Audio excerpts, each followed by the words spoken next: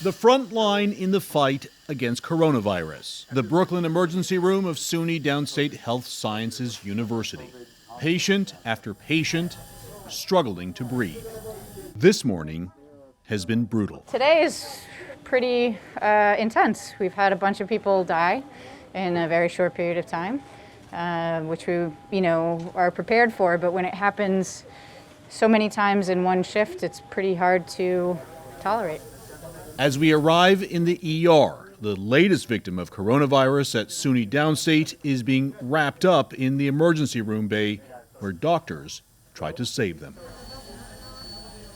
We visited SUNY Downstate for about 3 hours midday Friday. In the short time we were there, in the emergency room alone, 6 patients coded. In other words, they suffered heart or respiratory failure.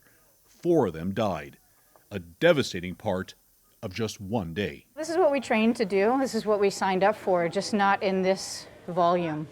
You may have a code, maybe on a bad shift, you may have 2 codes where you carry that emotion and you wonder if you did everything that you could. I think it's emotionally hard to prepare for this level of sickness and suffering and morbidity and mortality in such a short period of time. I don't think any of us are well prepared for it. Have you ever seen this ER jammed like this?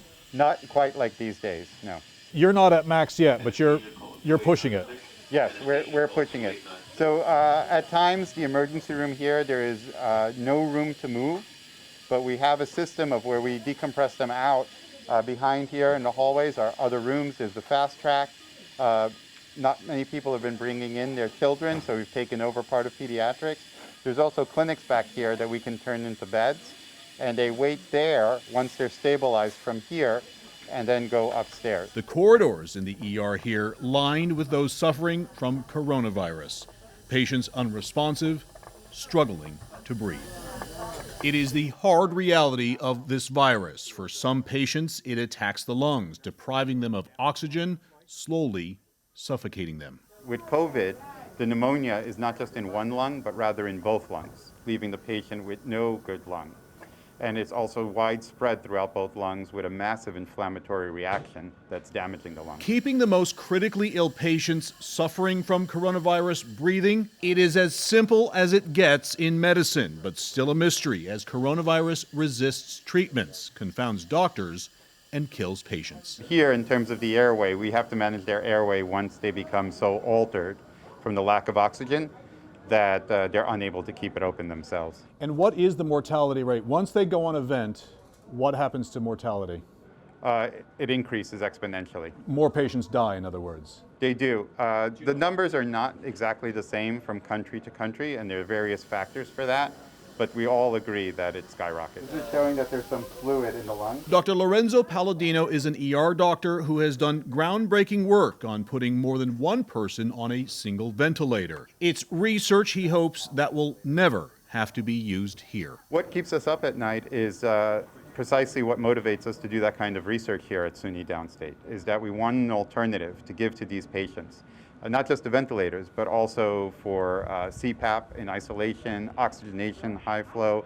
We try all sorts of maneuvers in order to keep them breathing and keeping them from suffocating or having a cardiac arrest. Code 99, code 99. And it's not just in the emergency room where patients struggle to breathe and code. Code 99. While interviewing doctors in other parts of the hospital, Code 99. nearly constant overhead announcements Code 99, code 99. that another patient has coded. Room 815. Those announcements for patients already admitted, not those in the ER. Can I just stop you for a second? This Code 99, nursing station 62. This is the 5th or 6th code 99. Code 99 is typically a rare event. We're having, I would say, 10 code 99s every 12 hours at least. Well, we've been here for about 30, 40 minutes, and that's the 5th or 6th one. And a lot of that, what that represents is calling for a team to put an individual, a patient on a breathing machine. What is most jarring about seeing the inside of an ER and hospital making the transition to being one of 3 in New York State that will only treat patients suffering from coronavirus? Outside, it is quiet and feels like an early spring day. It's slow moving and it's damn boring for a lot of people, but this is a disaster. This is definitely a disaster. It's kind of difficult for people from the general public who don't work in the hospitals, because when you drive down Clarkson Avenue, you're driving down New York Avenue or Nostrand Avenue, which are pretty busy thoroughfares. It's almost crickets, but then here in the emergency department is the level of intensity that you only see in disaster zones that have been televised around the world.